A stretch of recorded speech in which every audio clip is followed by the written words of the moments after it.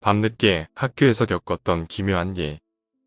예전에 고등학생 때 반 아이들이랑 늦은 시간까지 학교에 남아서 미술실에서 그림을 그리면서 잡담을 했던 때가 있었습니다.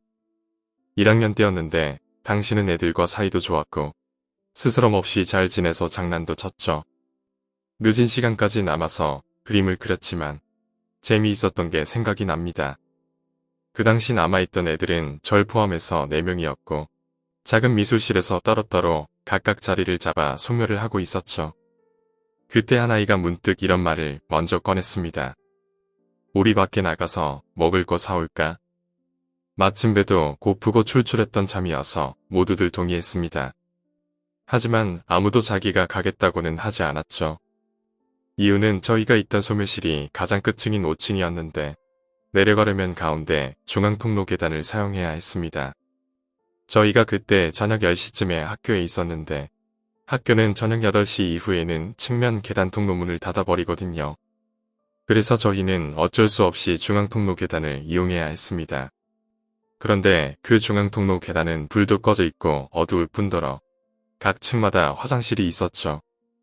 그 화장실 문에 유리창이 붙어 있어서 계단을 내려갈 때마다 여간 신경 쓰이는 게 아니었습니다.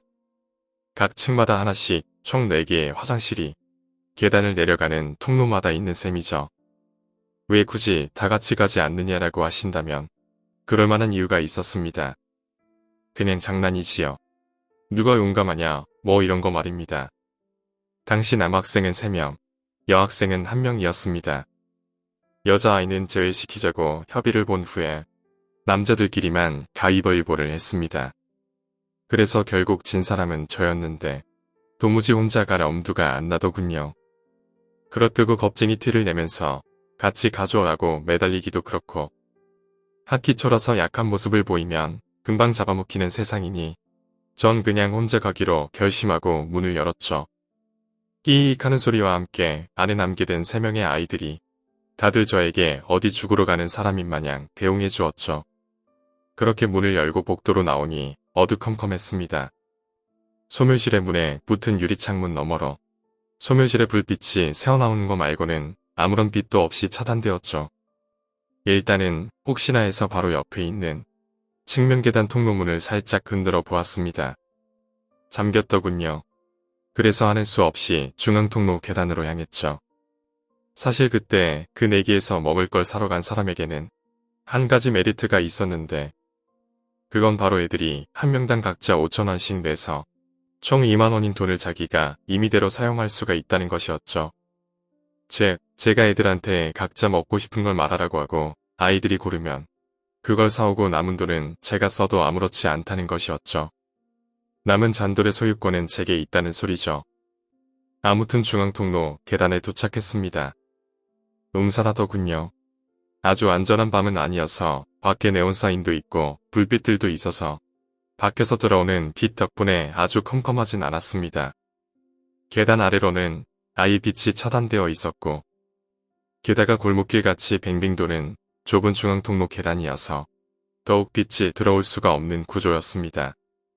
하지만 그 사이에서도 화장실 문의 위치는 보이더군요. 일단은 빨리 내려가자는 생각에 발걸음을 빨리 했습니다. 하지만 좀 내려가다 멈추고 말았죠. 발소리가 너무 컸던 것입니다.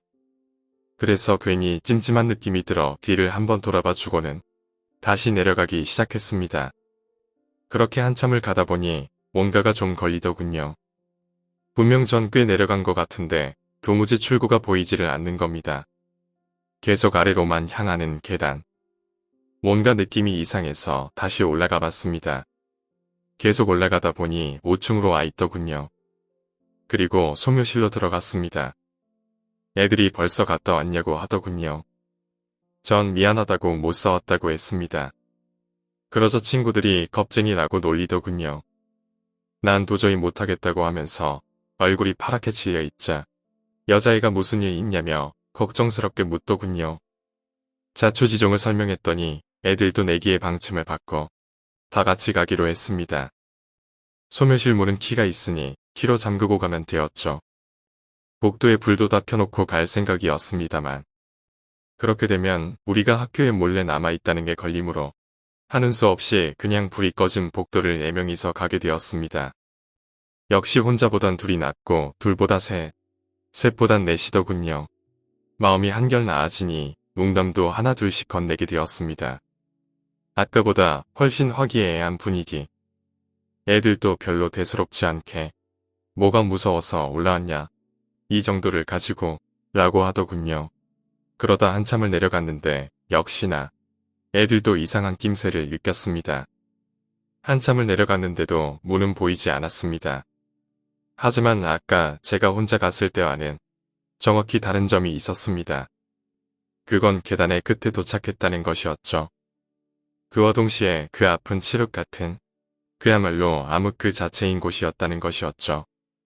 일단 제일 앞에 있던 한 명이 너 혹시 여기 보고 놀라서 온 거냐? 라고 하더군요. 그 말을 듣고 잠시 생각했더니 퍼뜩 떠오르는 게 있었습니다. 저희 학교는 급식 식당의 중앙통로 계단을 내려가 제일 밑에 위치에 있었죠. 지하에 있었기 때문에 지금 저희가 있는 곳은 급식소였습니다. 애들도 별거 아니었다면서 다시 올라가자고 했죠. 그 순간 제 뒤에서 무언가 소리가 들렸습니다. 컴컴한 그런 곳에 누가 있다고 해도 과연 무엇 때문에 그곳에 있어야 했을까요? 누군가 젓가락통을 손으로 휘젓는 듯 젓가락과 숟가락통들을 뒤지는 소리가 들렸습니다. 순간 온몸에 소름이 돋은 저희들은 불이 나게 위를 향해 달렸죠.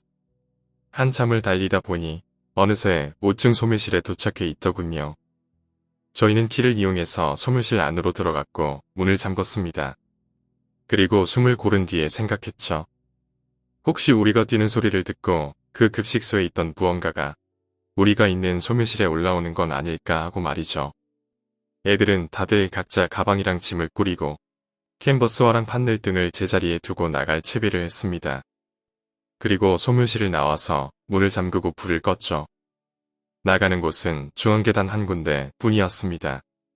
측면의 계단 통로는 잠겼기 때문에 이용이 불가능했죠.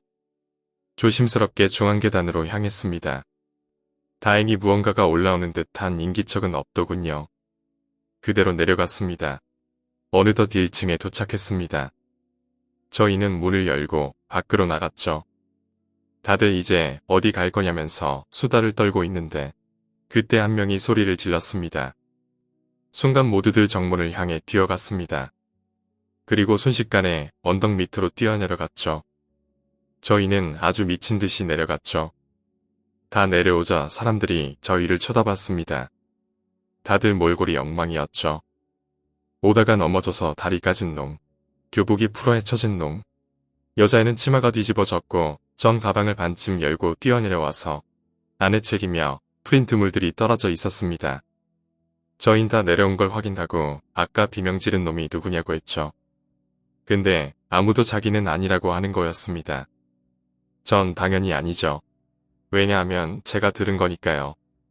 그런데 다른 애들도 전부 듣기만 했고 놀라서 뛰어간 거야 라더군요. 지금도 가끔 생각납니다. 1년 전에 한번 모교를 방문했죠. 급식소는 다른 곳으로 옮겼더군요.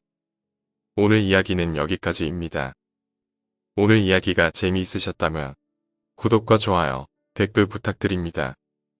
댓글은 저에게 큰 힘이 됩니다. 감사합니다.